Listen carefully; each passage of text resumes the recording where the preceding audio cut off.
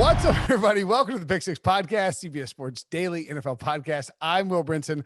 I'm your host. This is the Thursday night recap of a Packers 34-17 beatdown of the San Francisco 49ers, 34-17. And this time when we did the intro, we messed it up before, but this time we did it. Ryan Wilson actually didn't imitate me.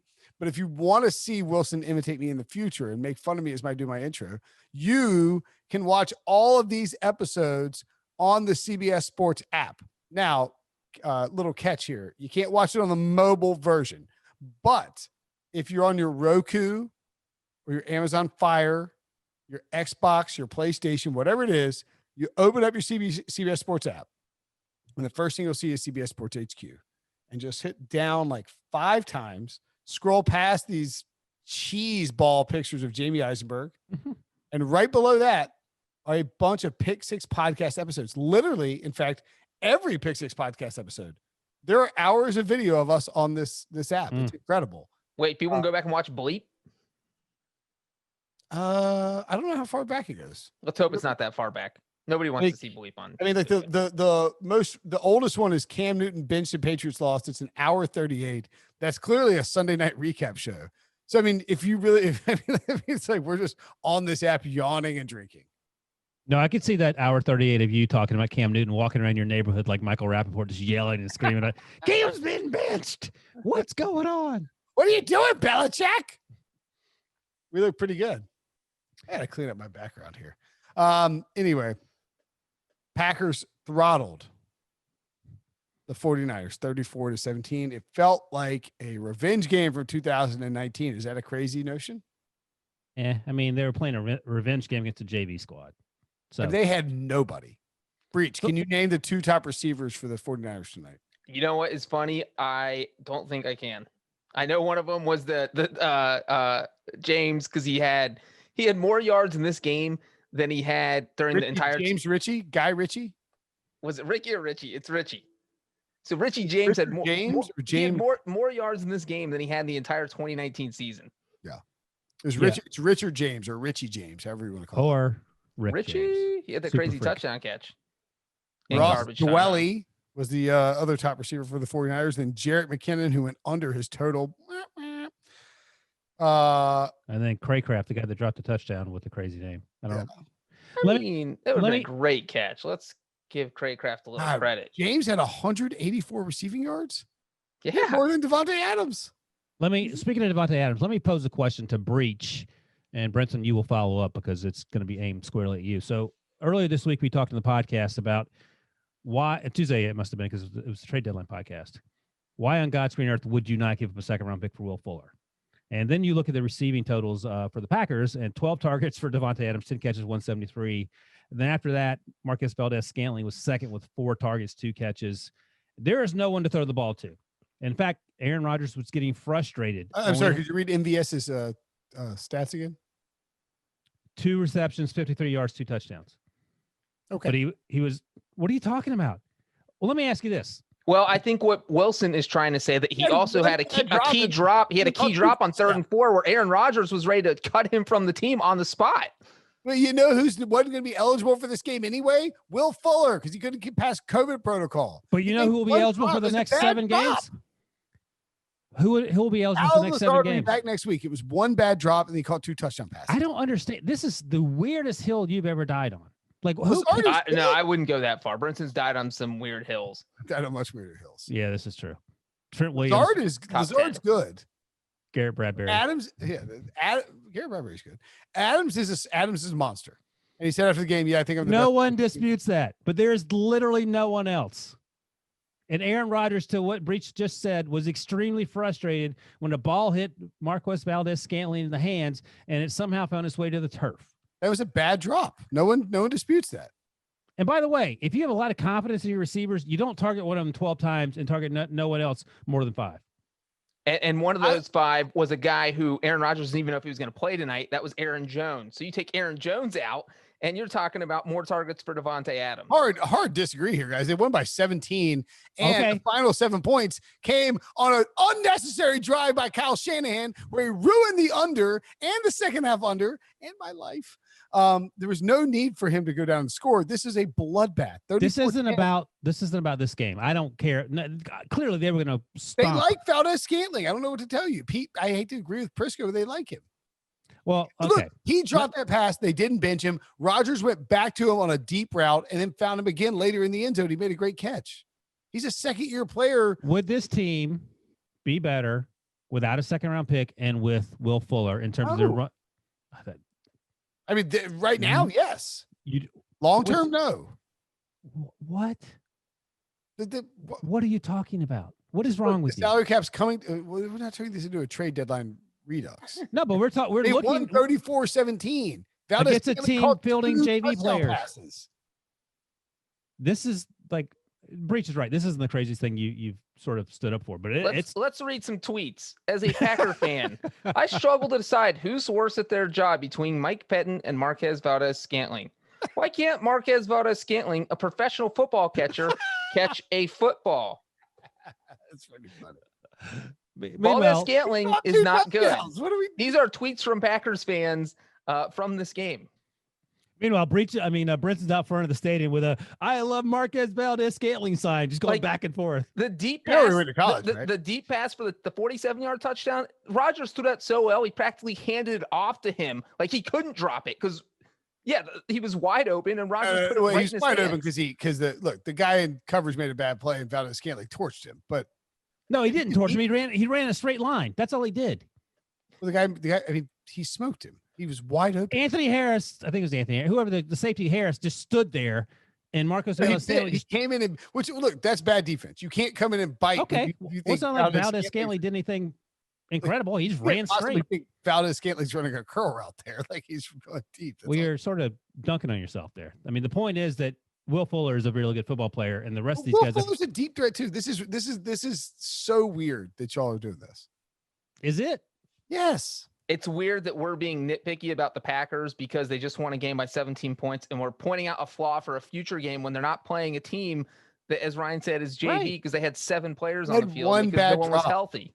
It was a really bad drop. He only had 4 passes thrown to him. That's 25% of the passes. And with 50% of them were touchdowns. No, you dunking on yourself? Yes. It's just a dunk fest, okay? Okay, whatever. Look, we can hold on. Let's talk about this game. We can revisit this in the future, and I want you to apologize. Like you have to apologize to Steelers fans every week, and who else do you have to apologize? Oh, Bears fans. So we'll look forward to this because when it comes down to the playoffs, and they're playing a team with a good defense, and they double team Devontae Adams. I cannot wait until the Packers are in the Super Bowl and like MVS drops a fourth down conversion, and like all of a sudden Ryan's like on the press box table, just like triple Xing me in the face. But that drop in the Super Bowl is against the Colts, so Brinson's also on the press box table, triple Xing back. That's right. I understand what you're saying. I think Will Fuller would upgrade the wide receiver core. I would not give up a second round pick for him. I don't want to go down this hill again. MVS caught 2 touchdown passes. Oh God, we know. It's very weird that you're like ripping this guy. He bounced back in a big way. To say that it's weird for us ripping him, then is it weird for Aaron Rodgers to be making weird faces at him for dropping passes? I mean, it's a terrible drop, man. I don't know what to tell you. Well, that's why we're frustrated. That's the point. What is a collective we? It sounds like therapy. No, me and Breech we're frustrated. Well, Ryan's referring to we as in the Packer fan kingdom, as the tweets I read prove. They are also frustrated. I think they're being overly sensitive about it. Robert Tonyan not involved. Should have taken the under on his. How did we do on these props, Devo? I think bad. Although somebody tweeted me was like, "Did you take the Devontae Adams first touchdown?" I was like, "I didn't." It was 4-1. I was gonna wait and get it live, and the live touchdown odds didn't pop up in time. You know the best line of the night, stat line, Mercedes Lewis. Look at that thing. 1 catch, 1 target, 1 touchdown, 1 That's yard. Efficiency. 1 yard. Yeah. He didn't drop anything on third down. No. And I think I haven't double checked, but I think now. Yes, 3 touchdown passes to first round players. All of them. All of them to Mercedes Lewis. That's right. There we go. Rodgers was 25-31 for 305 yards, 4 touchdowns. He was awesome. Missed a couple of 1 or 2. He missed a throw early. He had Devontae Adams wide open. Yeah, he had Marquez Valdez-Scantling wide open too. Something happened. And that Devontae Adams one was on third Right. down on the series before the MVS series. They didn't talk about Devontae Adams staring down Aaron Rodgers, did they? Yeah, that's because he got 12 more targets. He's let's I bench would say Devontae early Adams. on in this game, it felt like San Francisco was going to hang in because Yeah, the Packers on their first drive go down and march down, score a touchdown. A great throw by Rodgers, a great catch by Devontae Adams. He's the best wide receiver in football right now. Might have been one of the top 3 catches of the year. Where you're catching it, you can't get your other foot down. Your only hope is to get your elbow in bounds, and it was in bounds by about a centimeter. If you have not seen this touchdown catch, make sure you pause the podcast, go watch it, and then come back. No? Okay, watch it after the podcast. just do both. By the way, this one, not the second best, but the second most impressive catch for me on Thursday night was that fourth down snag by Devontae Adams. It was just a quick little out, and I mean he was covered, blanketed by the D-back, and Aaron Rodgers threw a seed, and he caught it. It was in fact he caught it, and he was being pass interfered with to the point that the D-back ripped his glove off. And Rodgers was looking back, or Adams was looking back. He's like, "Are you kidding me? Really? I just took your lunch, son." Yep. Bill, a friend of the podcast, Bill Barnwell used to do a thing where he would give out the championship belt for best running back. Yeah, and I think it applies to the wide receivers too. Who's the best wide receiver in football? For a long time, it was Antonio Brown. Michael Thomas probably had it the last 2 years. Julio Jones might have been there. Devontae Adams has the belt this year. Who's number 2? I don't even. DK Metcalf. Maybe DK or Julio. Julio's been good. Yeah, Brinson, you just said that you thought the 49ers played well early and that they were kind of in this game. And I felt the same way because you look at, their second drive, they drove right down the field. Nick Mullins, they have an offensive lineman who was just getting run over. Cool. Trent Williams replacement. And so, but despite all that, and they don't have any receivers, they don't have any healthy running backs. They're down to third or fourth string at every position. And they drove right down the field. They get the field goal. Iffy. I see both ways on whether or not you get the points, but I feel like if you're Shanahan, you're worried that maybe you're not going to get down there again. You just want to score because take some points and trust your defense, right? And give your offense some confidence that they got out of there because this isn't your normal guys out there. And then they forced a Packers 3-and-out, so it's 7-3. 49ers get the ball back. They have a chance to take the lead. They drive straight into Green Bay territory, and then that is when Nick Mullins threw possibly the worst interception I've ever seen in the non-Blake Bortles department. Was it worst interception of the season? No, they've been much worse. Yeah, it was definitely the worst interception of Week 9 so far. So you have the interception, and again, the 49ers are still up 7-3. The Packers drive down, and that's where the 4th and inches play happened to Devontae Adams. So it's 4th and inches. The Packers could have done a QB sneak. Instead, they almost if Devontae Adams doesn't make a fantastic catch, then the Packers don't capitalize off the great field position for the interception, and it's still 7-3, and all of a sudden it's a ball game. But instead, Adams catches that. The Packers score a touchdown on that drive. It's 14-3, and then I think kind of felt like the blowout was on after that. I felt like after the Craycroft touchdown was overturned, and that was the first drive, I believe, I said, well, this is a wrap. You can kick a field goal. I understand why he did it. Yeah. But if you score a touchdown there, then you've answered the Packers' first drive. And the Packers have scored touchdowns scored on every drive this season, which is pretty impressive on the first opening drive.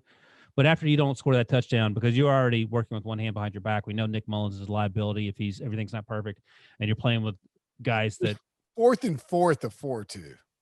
Yeah, I'm fine with the kicking it, but if you're Craycroft, you got to catch it. That's my point. You did the hard part, and then your elbow hit the ground and knocked it loose. I know it's unlucky, but after that point, I was like, okay, I don't. How about the officials ruling that a touchdown? That was terrible. No one knows the rules. That's the problem. That ball was out like that. It was out fast, and they're like, "Oh, touchdown!" I didn't have a problem with them kicking it either because, again, you have to take the points. I do think that drive, maybe Kyle Shanahan had a little false confidence that they would do that again and again. And in reality, it just wasn't, He didn't have a choice he had to think that. But they almost did. The drive after that, the Mullins interception, they drove pretty easily until the interception and a couple of holding calls kind of killed it. But that sounds like everything you tell yourself after every Bengals game. Well, and then after the interception, the Packers smelled blood. They go 9 plays, 30 yards, or 38 yards total with the penalty, touchdown. But they had to convert that 4th and inches. Yeah. They almost did not convert. Yeah, that was tough. And then 3 and out for the 49ers, another Packers touchdown, and suddenly it's 21-3. Yeah, it's over. Going at halftime. At that point, you knew that if the 49ers were going to win this, they had to keep it close and sort of just keep it muddled and I don't know. Once the Packers went up 21-3, we could have recorded this podcast at halftime and just made up the second half stats and probably been correct because the 49ers weren't coming back. Although I will over say the after it was 49ers did 21-3. cover the second half line. What was Yeah, second because the half line? Packers brought in the second string quarterback. I don't even know his name. They weren't The really Packers trying. scored 3 times in the second half, and the 49ers covered because they got the last second bull-sherb touchdown. Okay. Hey, you know what, man? I have Jerick McKinnon on my fantasy team. I will take those last second touchdowns. Last play of the game. Or I guess there was 2 seconds left, but still, I'll take it. All right, let's take a break. When we come back, we'll talk about the long-term effects of this game or something. All right, so Rodgers, 5-1 now in the MVP race. How would you handicap Rodgers against Russell Wilson for the rest of the year? You can bring in Tom Brady if you want. I guess Patrick Mahomes is still there. Josh Allen, no mas. I don't know who else there would be. Am I missing somebody obvious? I mean, Lamar's not in it. I'd be close. Patrick Mahomes. He just said Patrick Mahomes. Patrick Mahomes. Wilson I'm saying it minus again. That's my vote. 175, Mahomes plus 375, and then Rodgers plus 500. What's Followed Brady? by Tom Brady, 12-1 right now. Brady Top is, four. from a odds perspective, Brady is who I would take. Yeah, Like, he's getting For he's getting value? he's getting AB, so that could be interesting. The defense is playing pretty well. Debo, what's Kyler Murray's? Ooh, 20-1. He's fifth, tied with Ben Still Roethlisberger. 20-1? Also 20-1. Big Ben. he should be 20-1. I don't think that's crazy. I know. He was like 25-1 before the season started. I think he should be. What's Josh Allen? I bet Josh Allen's like 50-1 now. Yeah, that 30. sounds- Alongside Lamar Jackson. Huh. They're scared of exposure. That's all it is. And these But are really are part. I think the one thing with Kyler Murray and also with Josh Allen potentially this weekend is if you beat Russell Wilson head to head and you stay with him statistically, then I think that gives you a little bit of an edge because, you know, you look at it and say, well, they're pretty even, or even if you're Kyler Murray, you're a little bit worse, but you sweep Russell Wilson 2-0 head to head, I think you get the benefit of the doubt. I'll tell you why. And before you answer that, I have a question for you. Oh, what? Have you noticed that Breech has changed the way he says potentially? Oh no. I feel like he's Did- working on it.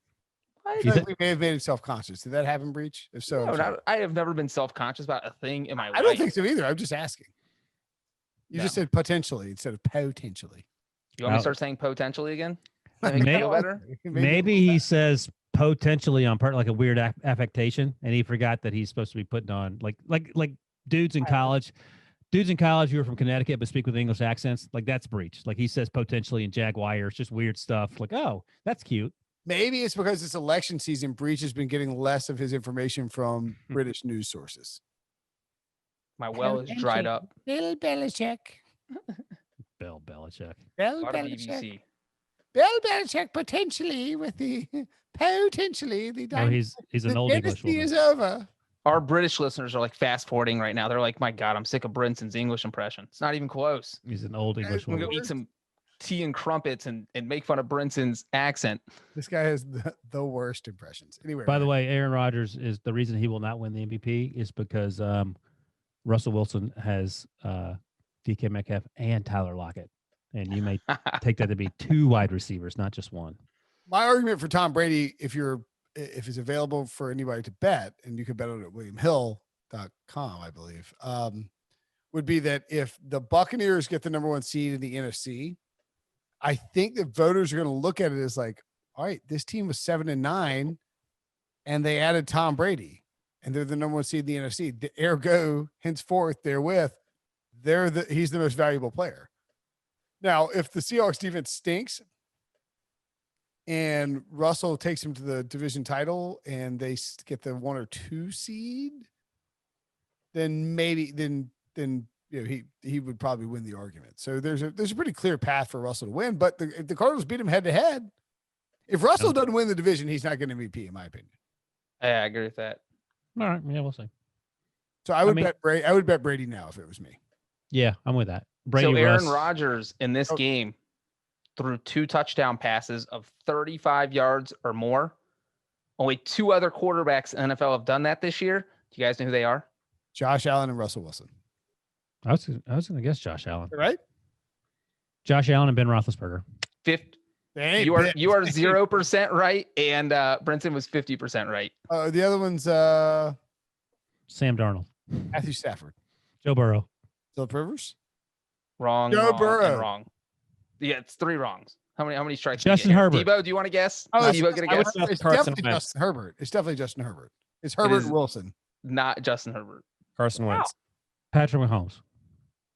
No. Andy Dalton. No. Ben DiNucci. It is a name that has been mentioned a lot on this podcast, though. Aaron Rodgers. No, Aaron Rodgers is the trivia. Got it. No, not today, but I know. in the podcast history. He missed. Who is it? Just tell us. Tom Wait, Brady. Derek Carr. Oh, wow. That's way to How go. is Justin Herbert not? Wait. It feels like Justin Herbert should be on it. How many? 35. 235. Justin Herbert definitely has more than 2 touchdown passes at 35 yards. 35 In the air same yards? Same game. You didn't say that part out loud. I think I did. Interesting. You Okay. sure? I feel like Justin Herbert definitely has 2 against the Buccaneers. Yeah, Breech. How many does Justin Herbert have, Breach? How many of more than 35 yards 35 yards? in a How about- game. Oh, we're I pretty think I have Justin Herbert's stats memorized. Is that what's going on here? That seems like something you would do in your spare time when you're not practicing your potential. That's a good question. You know what? That's a good question. No, yeah, you're wrong. He has a 53-yard touchdown pass to Tyron Johnson against the Buccaneers. Called and it. 72-yard touchdown pass to Jalen Guyton against the Buccaneers as well. So unfortunately, Breach. And Justin Herbert. And Justin Herbert, he tried to get it in right before the duck. Hamstring or a muscle and I didn't hear all your guesses. You guys just started spouting off names. It got too confusing. So, Wait. So there's 3, not 2. yes. And we got it right. And he denied us. So it's that. really an 1/8 of the NFL has done this. It's not the name. So, San Francisco. Can Done. you name 2 quarterbacks in the NFL who haven't thrown 2 touchdown passes in 30 yards before this season? Is San Francisco dead? No, that's not a question. That's a statement. They're done. I They're mean, they're in last place in the division. If they're in the NFC East, are they in first place at 4-5? yes, by Okay. 2 games. But they're not. So they're in last place. They're done. There's no coming back. None of their starters are coming back. Is Nick Mullins better than Carson Wentz? No, he is not. Look at Debo staring a hole through you from 1,000 miles away.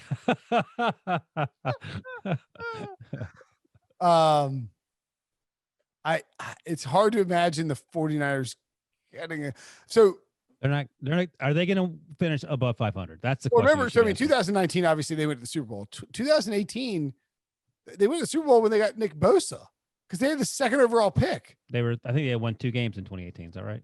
Yeah, they were terrible. And it's Kyle Shanahan's a great coach. He is he did as much as he could against the Packers, but I mean that team lost George Kittle, Trent Williams, Brandon Ayuk, Deebo Samuel, Jimmy Garoppolo. They don't have Nick Bosa. They don't have Richard Sherman. I mean, they're Mostert, Wilson as the running back. Mostert, Wilson. Yeah, these running. I mean, they've lost everybody. They're just dead in the water. And I think if you're the 49ers, it's great if you compete. And I'm not saying they shouldn't, and I think they will. But I mean, worst case scenario, you may get Justin Fields. Yeah, that's really worse. I'm thinking if they went 7-9, that would be a great season for them. I feel like 7-9. How do they? Yeah, well, they still play Washington and the Cowboys. Those are winnable games, no matter who's on the field, even if you're completely depleted. So they're going up there. To extend the playoffs to 8 teams, like tossed around this week. Maybe they get in with 8-8. Well, I mean, so they're at the Saints, at the Rams, Bills, Washington, Cowboys, at Cardinals, and Seahawks. I can see them winning 4 of those games. 3 of those. 4. Which 4? They're going to beat Washington and Dallas. Okay, what else? Cal will steal 1. What are the 2 other? You said 2. Why are they going 4? What are the 2 other ones? The Bills aren't that good. They can beat the Cardinals. Okay. I mean, they could, but it'll be tough. All right. I mean, I don't think it's likely. If you had to pick the Packers, the best team in the NFC. No, Like, they have one receiver. That's going to be my talking point. They lost to the Buccaneers 38-10. How are the Packers good and fraudulent again? They beat a team that has 4 players. What are you talking about? I'm just saying 2 years in a row, it's really unlikely that you'd be like a 10 to 12 win team and be completely fraudulent. Well, here's the thing. You go into the offseason 6-7 months ago, and you're like, okay, we have a ton of draft picks, salary cap space, free agency, undrafted free agents, trade deadline. We'll get at least one receiver, right? No.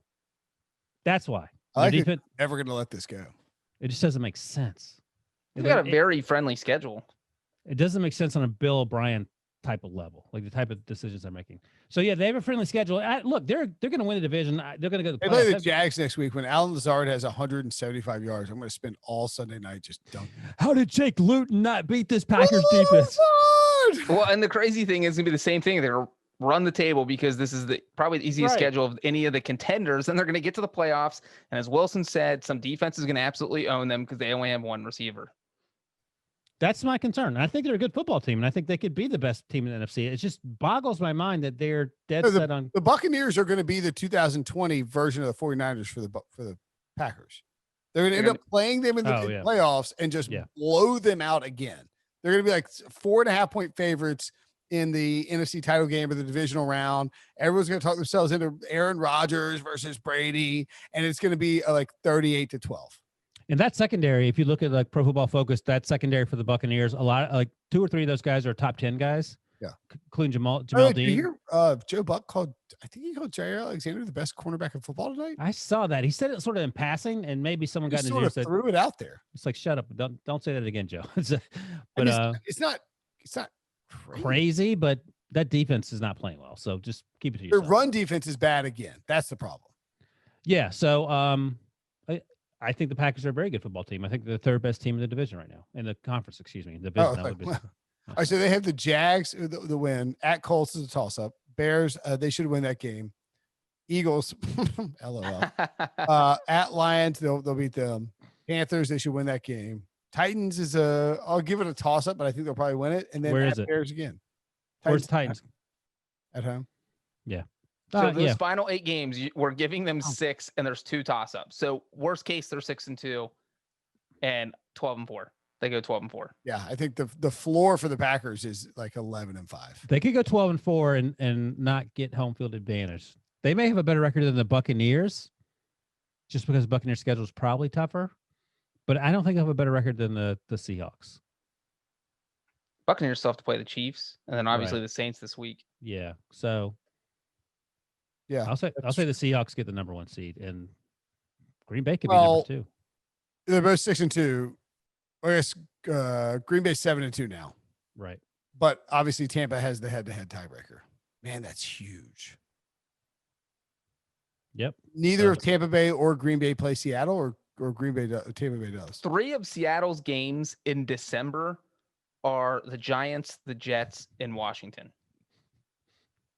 They're going to win by a combined 200 points in those 3 games.